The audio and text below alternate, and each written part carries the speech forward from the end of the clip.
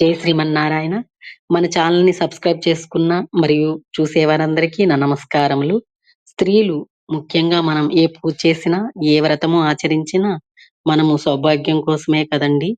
మనము నిండు నూరేళ్లు సౌభాగ్యంగా ఉండడానికి ప్రతిరోజు ఈ స్తోత్రమును మన నుదిటిన బొట్టు పెట్టుకునేటప్పుడు మరియు పూజా సమయంలో అమ్మను భక్తి శ్రద్ధలతో ప్రార్థన చేయాలి.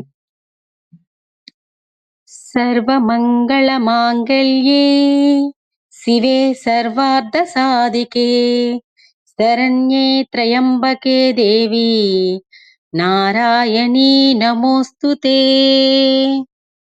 ॐ सर्वमङ्गलमाङ्गल्ये शिवे सर्वार्धसाधिके शरण्ये त्र्यम्बके देवी नारायणी नमोऽस्तु ते।